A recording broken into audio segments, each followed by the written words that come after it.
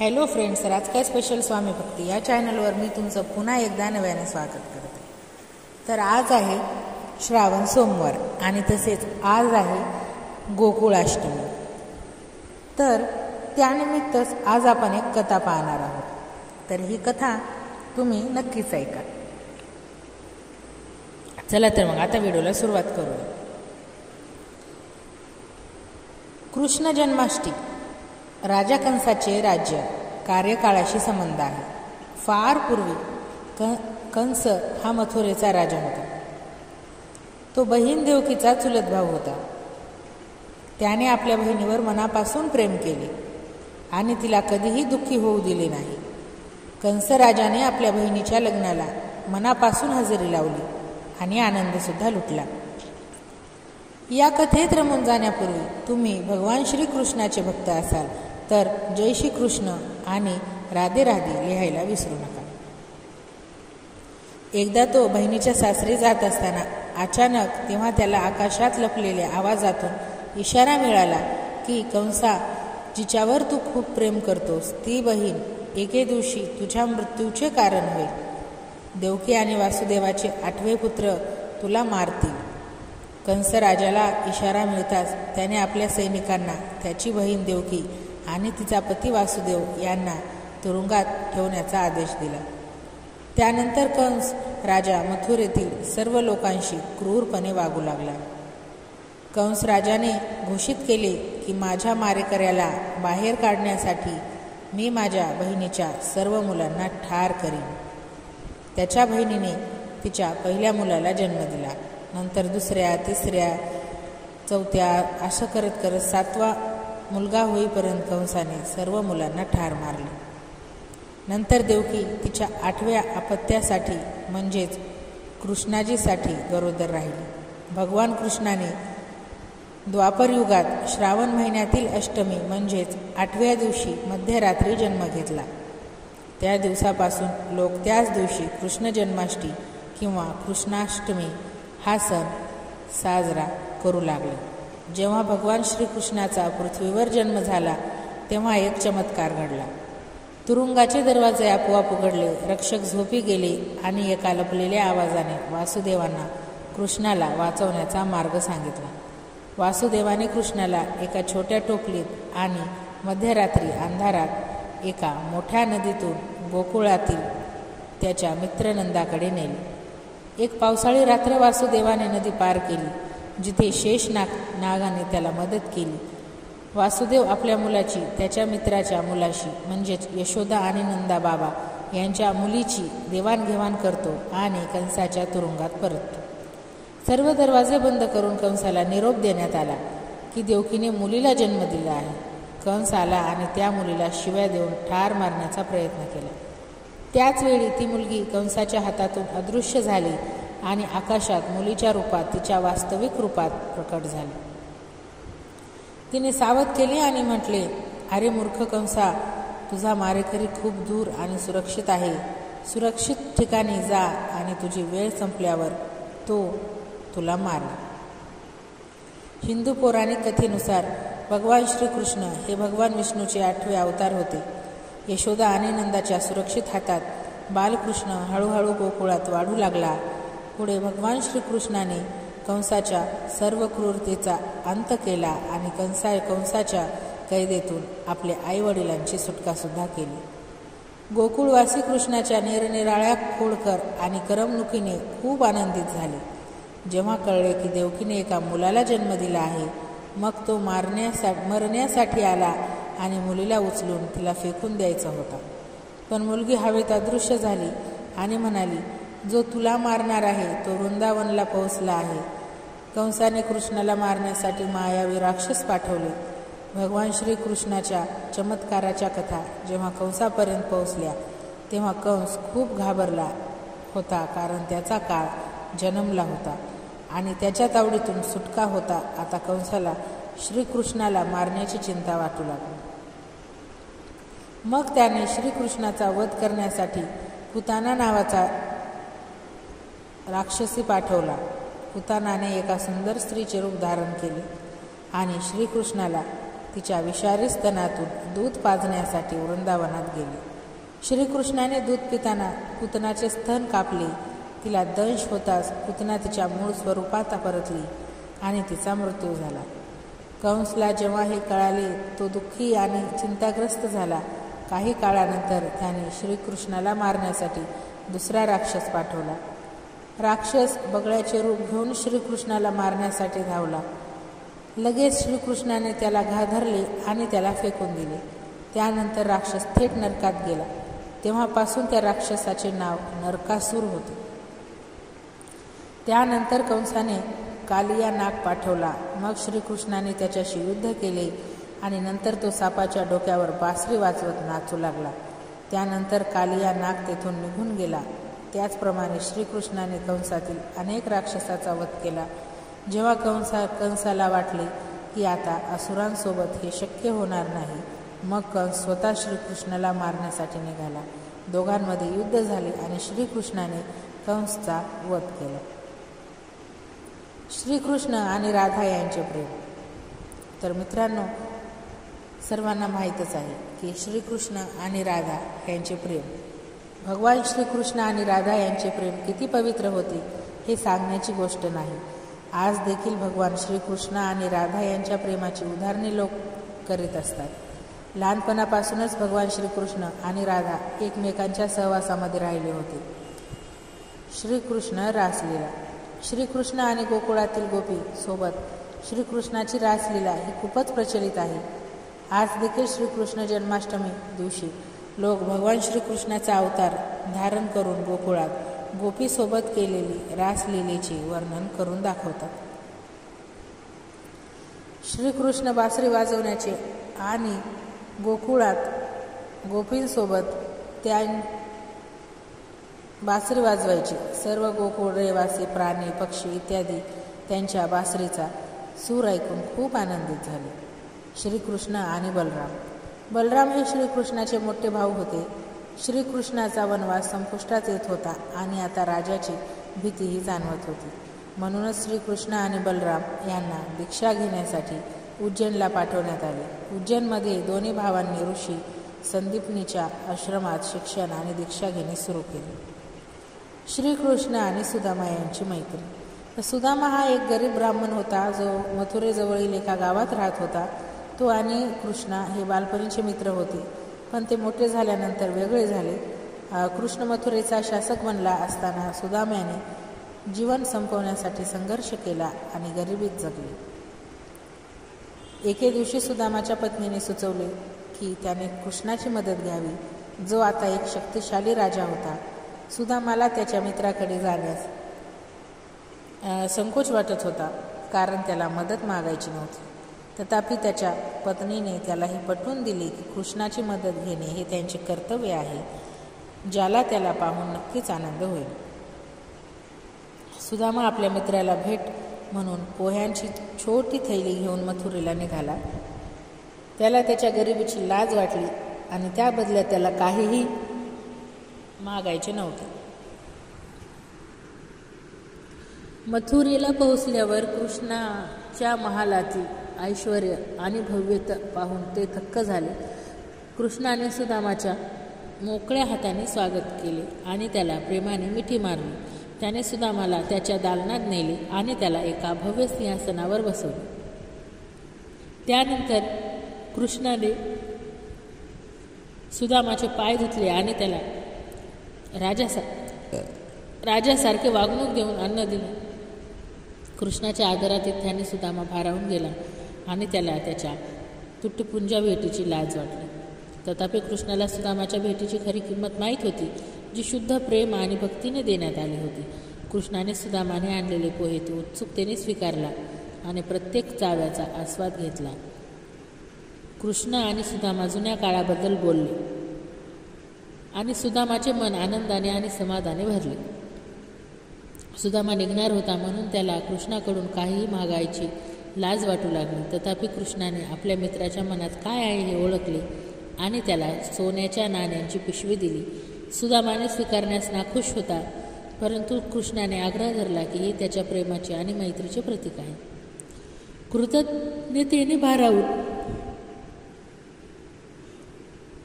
सुदामा घरी परतला आणि त्याला त्याच्या गावाचा कायापालट झालेला दिसला. त्याचे नम्र घर आता एक राजवाडा बनले होते आणि त्याचे कुटुंब चांगलेच कपडे घातलेले होते. सुदामाला जाणवले की भगवान श्रीकृष्णाच्या आशीर्वादानेच त्याच्या जीवनात हा बदल घडून आला आहे. त्या दिवसापासून सुदामा समृद्ध आणि आनंदी जीवन जगू लागला. पण आपल्या मित्राकडून मिळालेला धडा तो कधीच विसरला नाही. खरी मैत्री ही संपत्ती किंवा सत्ता नसून निस्वार्थ प्रेम आणि भक्तीची असते हे त्याला समजले. सुदामा आणि कृष्णाच्या कथेने आजपर्यंत असंख्य लोकांना प्रेरणा दिली आहे आणि त्यांची मैत्री शुद्ध प्रेम आणि करुणेची चिरस्थायी प्रतीक आहे.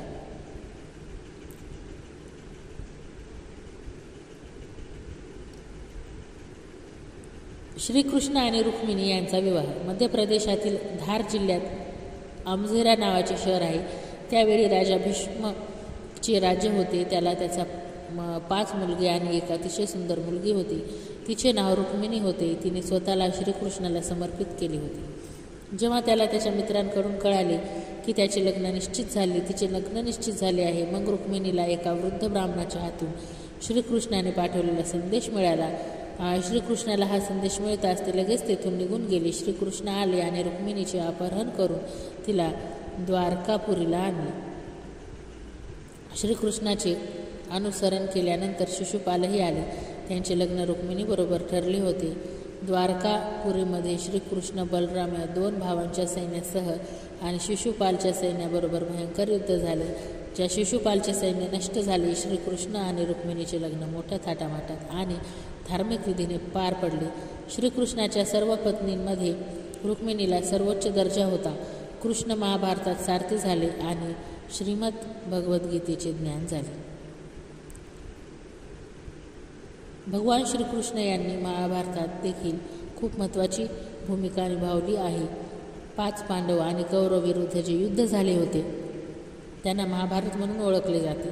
श्रीकृष्ण महाभारताच्या युद्धात धनुर्धारी अर्जुनाच्या रथाचे सारथीही बनले. श्रीकृष्णाने युद्धाच्या वेळी अर्जुनाला अनेक उपदेश दिले होते जे अर्जुनाला युद्ध लढण्यासाठी खूप उपयुक्त ठरले. ही शिकवण गीतेची शिकवण होती. ही शिकवण जी कृष्णाने सांगितली होती. हा उपदेश आजही श्रीमद भगवद्गीतेच्या नावाने प्रसिद्ध आहे. भगवान श्रीकृष्णाने या युद्धात शस्त्र न घेता या युद्धाचे परिणामी सुनिश्चित केले होते. महाभारताच्या युद्धात पांडवांनी अधर्मावर विजय मिळवून अधार्मिक दुर्योधनासह संपूर्ण कौरव घराण्याचा नाश केला होता. दुर्योधनाची आई गांधारी भगवान श्रीकृष्णाला तिच्या मुलांच्या मृत्यू आणि कौरव घराण्याच्या नाशाचे कारण मानले. म्हणून या युद्धाच्या समाप्तीनंतर जेव्हा भगवान श्रीकृष्ण गांधारीला सांत्वन देण्यासाठी गेले होते, तेव्हा गांधारी आपल्या मुलाच्या दुःखात व्यथित झाली होती. रागावली आणि त्यांनी श्रीकृष्णाला शाप दिला की ज्या प्रकारे माझे कौरव राजवंश आपसात लढून नष्ट झाले, त्याप्रमाणे तुमचा यादव राजवंशही नष्ट होईल. यानंतर श्रीकृष्ण द्वारका शहरात गेले. यादव राजवंशाचा नाश झाला. गांधारीचा श्राप यानंतर म्हणजे महाभारत युद्धाच्या सुमारे 35 वर्षानंतरही द्वारकानगरी अतिशय शांत आणि आनंदी होती. हळूहळू श्रीकृष्णाचे पुत्र खूप शक्तिशाली झाले आणि अशा प्रकारे संपूर्ण यदुवंश खूप शक्तिशाली सुद्धा बनले. तर कृष्ण जन्माष्टमी का साजरी केली जाते? श्रावण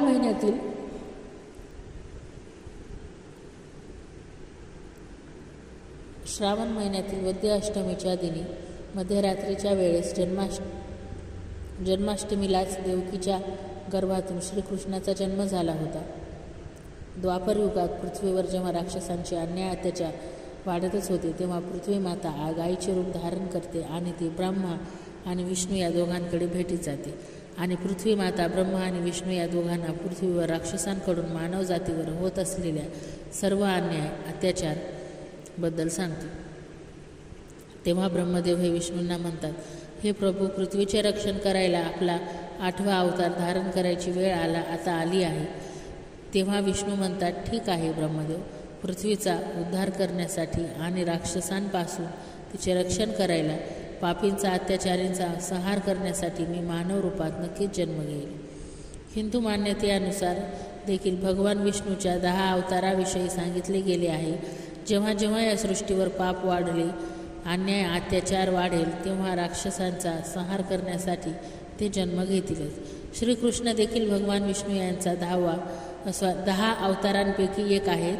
भगवान विष्णूच्या या कृष्ण अवताराची निर्मिती कंस नावाच्या नराधम पापी अत्याचारी राक्षसाचा अंत करणे ह्या उद्दिष्टासाठी झाली होती. म्हणजेच कंस नावाच्या पापीचा अंत करणे, अत्याचारी दुराचारी नराधम राक्षसाचा वध करण्यासाठीच पृथ्वीला कंस नावाचा राक्षसापासून मुक्त करण्यासाठी श्रीकृष्णाने पृथ्वीवर एका बालकाच्या रूपात जन्म घेतला होता. तर गोकुळाष्टमीच्या दिवशी अनेक कृष्णभक्त व्रत उपवास देखील ठेवत असतात. गोकुळाष्टमीच्या दिवशी एक मुक्त राहून पांढऱ्या रंगाच्या तिळाचा कल्क अंगाला लावला जातो आणि आंघोळ केली जाते. व्रताचा संकल्प केला जात असतो. व्रताचा संकल्प करून आठ झाला की संपूर्ण देवघर लता पल्लवांनी सुशोभित केले जात असते. त्याच जागेवर देवकीचे सुतिकागृह देखील स्थापन करण्यात येत असते. मग मंचकाच्या वर देवकी आणि कृष्ण यांच्या मूर्तीची भक्तिभावाने स्थापना केली जात असते. कृष्ण आणि देवकी या दोघांच्या मूर्तीच्या बाजूस श्रीकृष्णाचे पालन पोषण करणारी माता यशोदा, वासुदेवनंद यशोदेच्या पोटी जन्म घेणारी कन्या यांच्या मूर्ती बसविण्यात येत असते. सप्तमीच्या मध्यरात्रीस सूर्यभूत होऊन व्रताचा संकल्प केला जात असतो आणि संपूर्ण कुटुंबासमवेत श्रीकृष्णाच्या मूर्तीची पूजा केली जाते. कृष्णाची मूर्ती पाळण्यात ठेवून पाळणा हलविला जात असतो. श्रीकृष्णास दुधाचा अभिषेक केला जात असतो. ह्या दिवशी दिवसभर उपवास ठेवला जातो आणि रात्रभर जागरण केले जाते. श्रीकृष्णाच्या कथा वाचल्या जातात. कृष्णलीलांचे श्रवण केले जाते. भजन, कीर्तन, नृत्य, गीत इत्यादी अनेक कार्यक्रमसुद्धा चालतच असतात. अष्टमीला घरोघरी उपवास करण्यात येतो. देवाला फराळाचे अन्नपदार्थ नैवेद्य म्हणून दाखवले जातात. विशेष करून लोणी, साखर इत्यादी, कारण हे कृष्णाचे आवडते अन्नपदार्थ आहेत. आणि गोपाळकाल्याच्या दिवशी दहीहंडीला प्रसाद खाऊन उपवास सोडण्यात येत असतो. नवमीच्या दिनी पंचोपचार केला जात असतो. तर पूजा केली जाते. मग शेवटी महानैवेद्य समर्पित केला जात असतो. पूजा करून झाली की पुरुष सूतक, विष्णू सूतक इत्यादी स्तोत्रांनी स्तवन करून घ्यावे. कृष्ण जन्माष्टमीचे महत्त्व काय आहे? तर कृष्ण जन्माष्टमी हा पापावर पुण्याचा, वाईटावर चांगल्याचा, विजयाचा, दृष्टांच्या संहाराचा दिवस मानला जातो. श्री भगवान विष्णूने कृष्णाच्या रूपात सृष्टीच्या कल्याणासाठी, मानवतेचे आणि धर्माचे रक्षण करण्यासाठी, पापींचा संहार करण्यासाठी, पृथ्वीला पापींपासून मुक्त करण्यासाठी देवकीच्या पोटी जन्म घेऊन एका बालकाचा अवतार धारण केला होता. मथुरेत कंसाच्या बंदीशाळेत श्रावण वद्य अष्टमीला रोहिणी नक्षत्रावर श्रीकृष्णाचा जन्म झाला म्हणून याच दिवशी कृष्ण जन्माष्टमी साजरी केली जाते. या दिवशी कृष्णाच्या बालरूपाची पूजा केली जाते. हा दिवस देशातील प्रत्येक मंदिरासाठी खास आहे. या दिवशी देवाला पाळण्यात ठेवलं जातं, परंतु कृष्णाकडून इच्छित फळ प्राप्तीसाठी काही गोष्टींकडे आवर्जून लक्ष देणे गरजेचे आहे. या दिवशी कोणत्या चुका करू नये आणि कोणत्या नियमांचे पालन केल्यास भगवान श्रीकृष्ण प्रसन्न होतील, तर ते आपण जाणून घेऊया. तुळशीचे पान 1 दिवस आधी तोडून ठेवा. जन्माष्टमीला तुळशीचे पाने तोडू नका. पाण्यात गंगाजल मिसळून बाळकृष्णाला स्नान घालावे. या पाण्यात तुळशीची मंजरी मिसळा, ते आणखी चांगले होईल. देवपूजेत तुळशीचे पान ठेवावे. 1 पान कान्हाच्या कपाळावर ठेवावे. प्रत्येक नैवेद्यात 1 पान ठेवावे. तुळशीच्या पानांशिवाय अर्पण केलेला भोग किंवा नैवेद्य देव स्वीकारत नाही. कधीही कोणाचेही मन दुखवू नये. मात्र जन्माष्टमीच्या दिवशी लक्षात ठेवा, कोणाला त्रास होईल असे काहीही करू नका. नाही याची विशेष काळजी घ्या. गरीब मुलांना अन्न, वस्त्र दान करा. त्यांचा अनादर करू नका. जन्माष्टमीच्या दिवशी दिवसभर पूजा करण्याबरोबरच मध्यरात्री पूजा करायला विसरू नका. या व्रतामध्ये मध्यरात्रीची पूजा सर्वात महत्त्वाची असते. जन्माष्टमीला तुळशीला लाल कापड अर्पण करून तुपाचा दिवा दाखवावा. ही गोष्ट कधीही विसरता कामा नये. जन्माष्टमीला श्रीकृष्णाची पूजा महालक्ष्मी तुळशीच्या पूजेशिवाय अपूर्ण आहे. जन्माष्टमीच्या पूजेत लोणी, खडीसाखरेचा नैवेद्य आवश्यक ठेवावा. असे म्हटले जाते की बाळकृष्णाने लोणी आणि खडीसाखर त्यांच्या जन्मापूर्वीच गोपिकांना स्वप्नात मागितली होती. त्यामुळे कृष्णाच्या जन्माची बातमी ऐकून गोपिका लोणी घेऊन नंद घरी आल्या होत्या. त्यामुळे श्रीकृष्णाच्या पूजेत लोणी ठेवायला विसरू नका. जन्माष्टमीच्या पूजेत पंचामृत ठेवावे. पंचामृतात गंगाजल, गाईचे दूध, तूप, दही, मध मिसळून देवाचा अभिषेक करावा. तो प्रसाद म्हणून घ्यावा. असे म्हटले जाते की याने शरीर निरोगी राहते आणि पापांचा नाशसुद्धा होतो, तर आपली मनोकामना पूर्णसुद्धा होते. सर्वांना श्रीकृष्ण जन्माष्टमीच्या हार्दिक हार्दिक शुभेच्छा. श्रीकृष्ण तुमच्या आयुष्यातील सर्व संकटे, पाप, चिंता कायमची मिटवून टाकू देत.